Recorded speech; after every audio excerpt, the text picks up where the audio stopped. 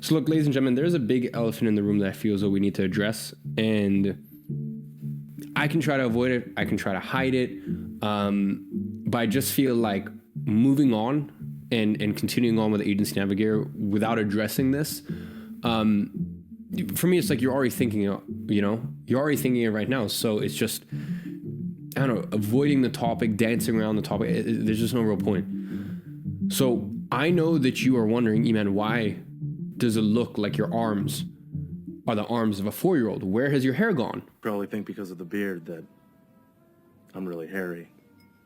But I'm not shaved. And that's a great question. And I just feel as though that may have been distracting. If I didn't give you an answer, it may have been distracting. And you may have not been able to focus entirely on what's about to be an incredible and value-packed module. So, guys, this program takes a long time to make. All right, all jokes aside, I thought I would just tell you, I had to shave off all my arms. Basically, I was getting like 4 tattoos retouched and another one. So I was like, because they're patchy, I was like, let me just shave off all my arm hair and, I'll come back, in the next few weeks, a couple months, whatever. So, yeah, and that goes to show, guys, the entire process of creating this program, it's already been 6 months, right? And I'm nowhere near even being close to being done, right? So I think all in all, it'll probably take 9 months. If I include the platform, the time it's taking to create the platform, this entire, to present to you what I'm presenting to you has taken 2 years, right? And almost well over $1 million, almost a couple $1 million, right? Like it's, the amount of work that's gone into this is just obnoxious, right? And when it comes to presenting, I've done things a little different this time. I spent mainly most of the time sort of front loading the work in terms of the slides and just trying to get most of the slides done first. And that's taken me half a year or 4.5, 5 months, and decided to leave the last sort of 35% of slides, 30% slides towards the tail end.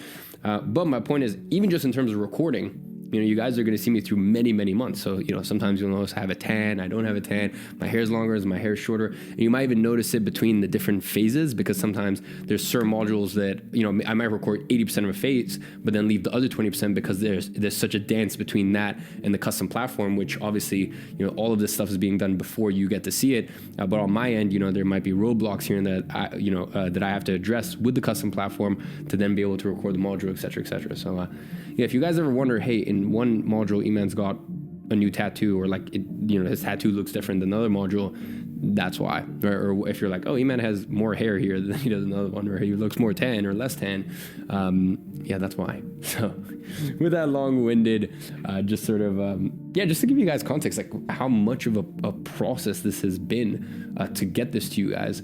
Probably 80% of you guys didn't need to hear that. Don't care about my arm hair situation, but I thought it'd be a good leeway into explaining how much work went into this. So apart from that, let's stop dancing around the real topic today, and let's get into today's module.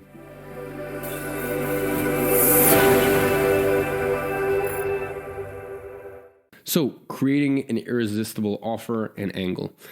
So in today's teachings, we are going to go over creating an offer based on your pricing model, extrapolating an angle from your outreach, examples of irresistible offers, examples of irresistible angles, how to find an angle that resonates, and my journey with market message. So, crafting an offer. So the term irresistible offer was a term, as far as I know, coined by Russell Brunson, the founder of ClickFunnels.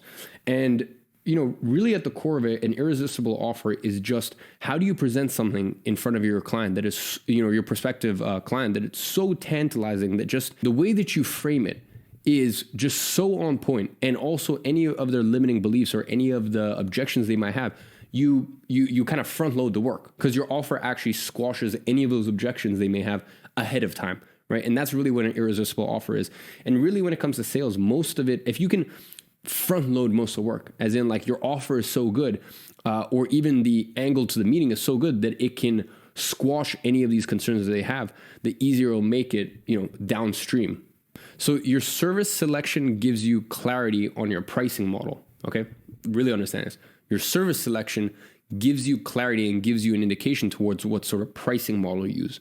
Your pricing model gives you an indication as to your irresistible offer. Now, before we get into it, I'm going to talk about this, but this is a bit more of an advanced, concept, but I felt as though it was still worth sharing it here inside of Agency Navigator, because you need to understand, like a lot of the stuff that I say, this is high level, but you don't necessarily need to apply it. Because here's the thing, if you have selected your service, you've selected your niche, and you have a clear pricing model, that already puts you in the top 1% of agencies. You need to understand that in this program, it's a bit of an echo chamber. You think that every other agency is as well structured as us.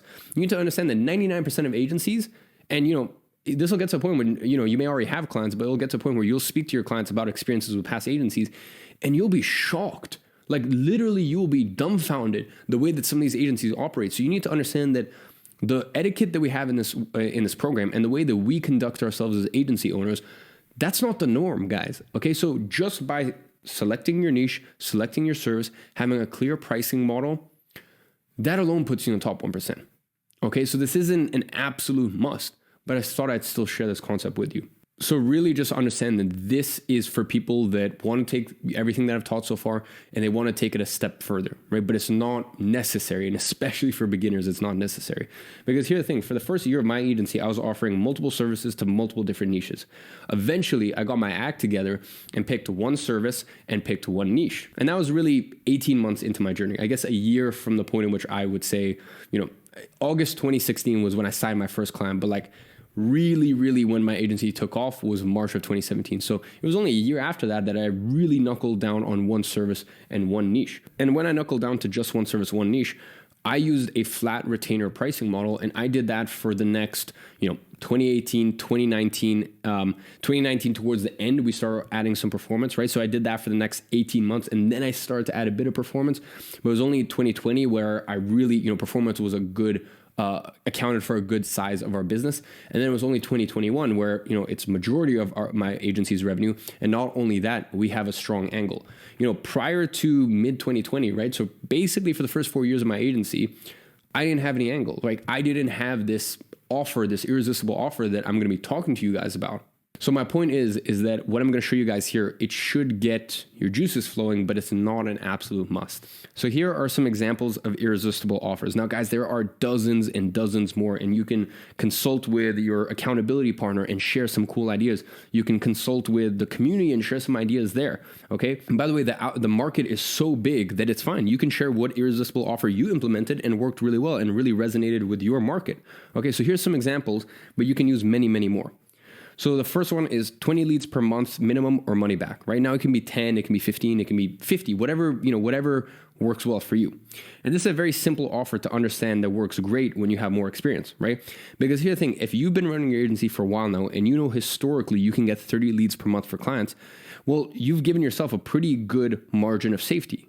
Right? So if historically you're able to achieve 30 leads per month for your clients, if you're guaranteeing 20 leads per month or their money back, that if you got them less than 20 leads, you would probably feel really bad about yourself anyways. Ethically, you probably wouldn't even want to keep the money, right? So you're giving yourself a really big margin of safety with that one. Next is flat $500 per month fee plus, number you can count with your right hand of ad profits, right? And this is a super transparent model where they have some buy-in with a flat fee, and they know you only take a small percentage of ad profits. And really, a lot of the offer comes to the wording, right? You notice there I said, when you're speaking to clients or when you're reaching out to clients, or maybe you can even have it as branding as a part of your website, you can see here, right? I'm going, hey, the offer and the way that you present this to the market is we have a really simple pricing model. We just charge a flat $500 a month fee, right? And that's just a retainer you pay every month just to show us you're not a tire kicker. And then we take a tiny, minuscule percentage of ad profit.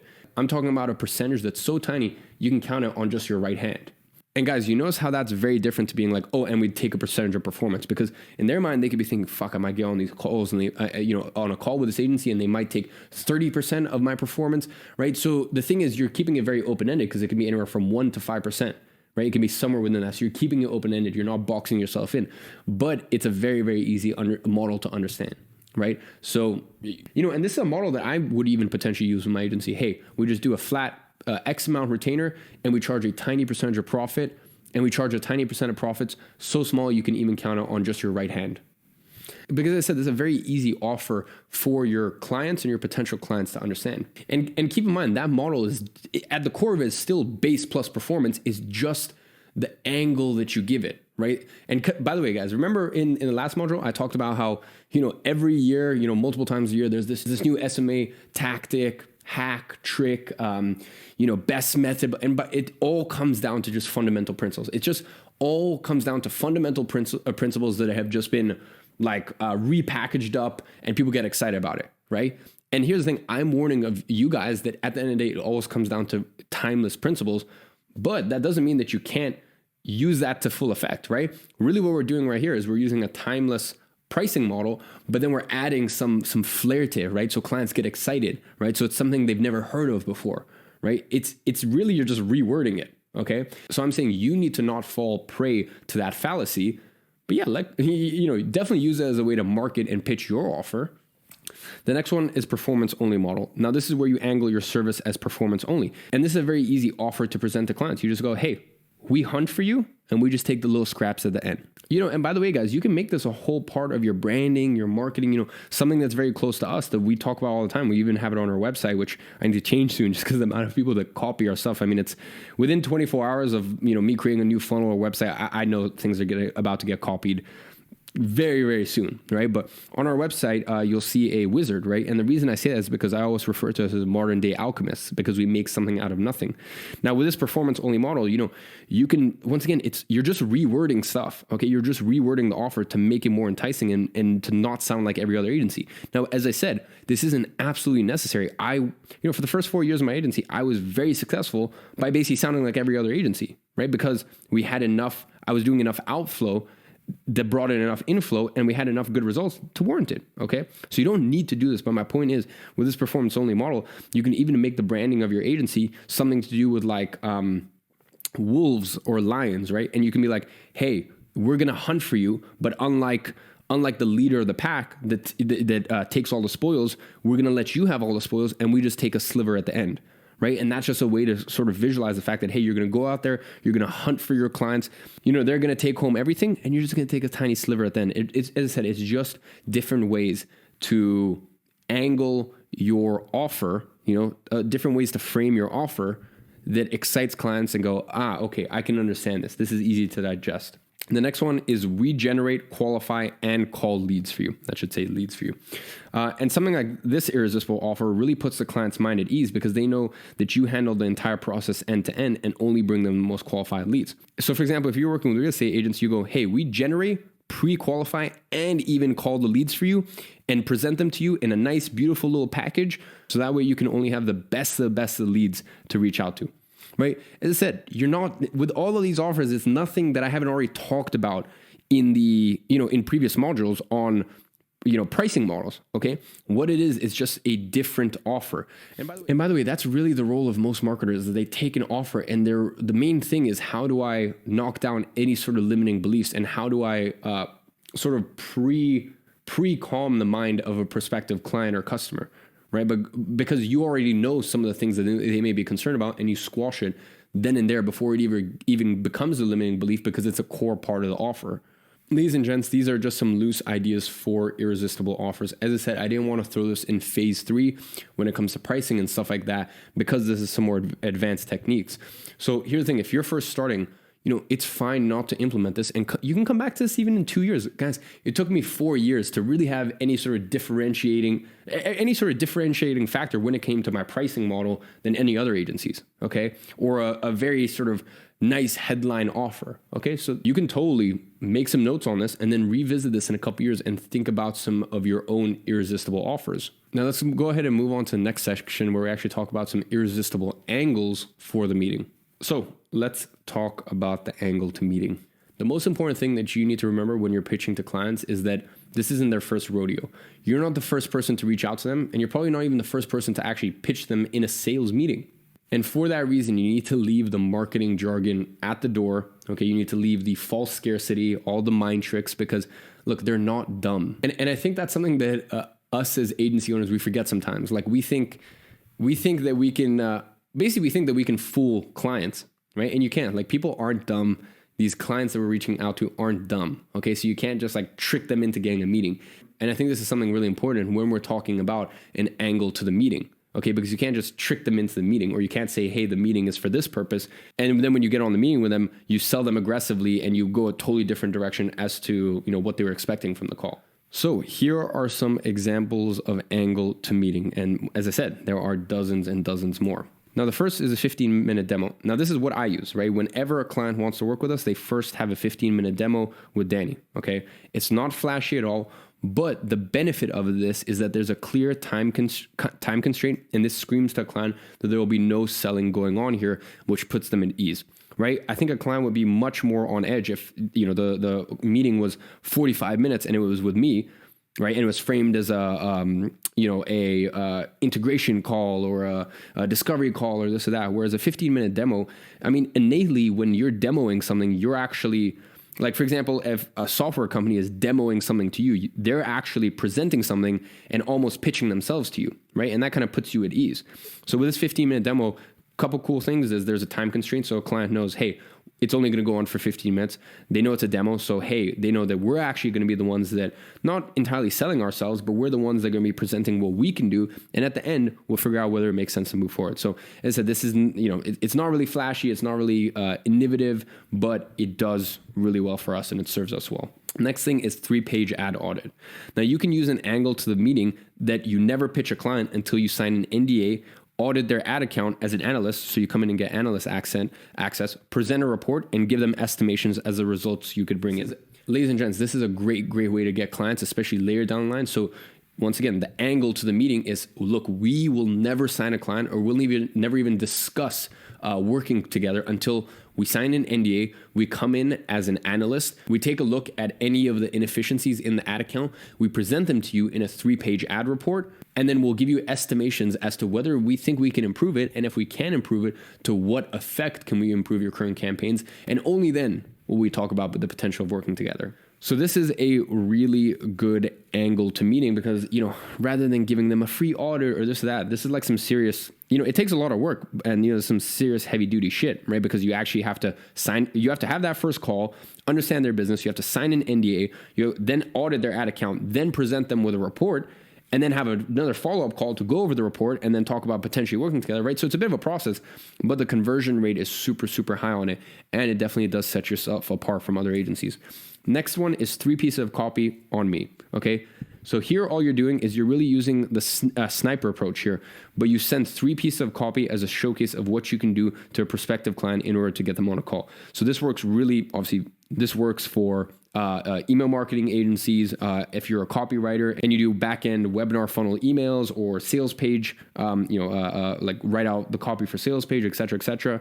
So here, you're doing a lot of work because you're writing some copy, but then again, it's also really good practice. So 3 pieces of copy on me, right? And this is a good angle to get them onto the meeting.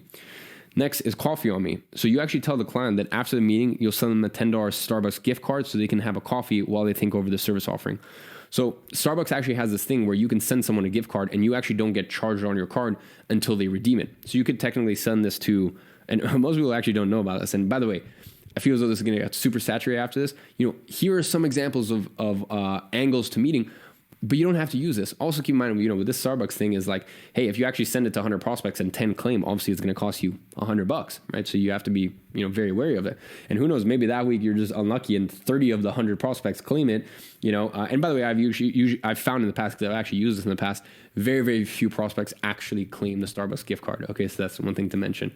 So yeah, long story short, this is a very, very cool way to go about angle to meeting is you go, hey, here's what we're going to do. On this meeting, you don't have to make a decision, anything like that. I'm going to come in. I'm going to demo the way that we work. I'll ask you some questions about your situation. I'll be very honest with you as to whether we can get you results. And before the meeting, I'm actually going to send you a $10 Starbucks gift card. So after our meeting is done, go ahead, buy yourself a nice latte, buy yourself a nice shortbread, and, mull over everything that we've talked about. And as I said, this is a really nice way to kind of make the impersonal personal. The other thing, once again, it's the same core fundamentals, but there's so many different ways you can twist it. The other thing you can say is, hey, let's have a e-meeting. Let's have coffee over an e-meeting, blah, blah, this, that, however you decide to pitch your agency. And then at the end you go, hey, here's a $10 Starbucks gift card. I'll pop to my local Starbucks. You pop to your local Starbucks, and, we'll share a coffee as we go over some of the stuff in the call. And this is a different angle than the other angle, which is really just the same thing. You're saying with a $10 Starbucks gift card, but with one, you're saying, hey, we'll have a Starbucks together on the call as we go over this.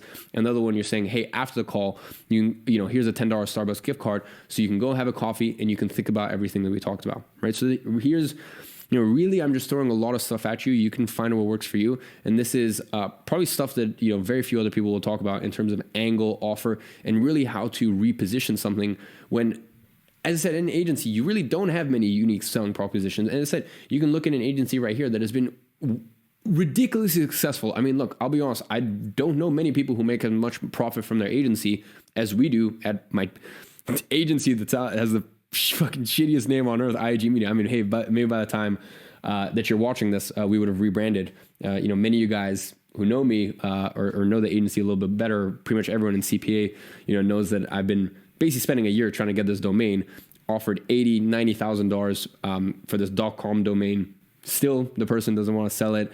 So yeah, we'll see. Who knows? Maybe I might have to fucking end up offering $200,000 to get this freaking domain. My team think I'm crazy for doing it, but I don't know. The longevity of it, and as I said, because we're going into a private equity agency hybrid, like I feel as though there's a lot of value to this domain. But anyways, I digress. My point is, my agency with the fucking just most childish name on earth, IAG Media, the name that doesn't make any sense. We make illegal, aggressive amounts of money. Legalized bank robbing, I'm the best. Right? And we did that with no USP for the longest time, right? And basically for the first 4 years. So my point is, as an agency, there's really not many unique selling propositions that you have. There's not many things that actually set you apart. So when you tweak your offer or tweak your angle, right, and you basically just reword it, then that is one way to really set yourself apart from other agencies when you actually haven't really changed that much. And as I said, there are plenty more. Okay, you can get creative and write down a few more options of angles to meeting. Remember that you always want to sell the meeting, not the service. And the last thing to remember, and I've talked about this before, is remember that over the years, you will close the distance between your niche and you, right? You will start to understand your niche so intimately. Okay, you will understand the things that will make them fucking run downstairs, grab their credit card, throw it on the table, and tell you their details. Not that we actually take credit card details on the calls.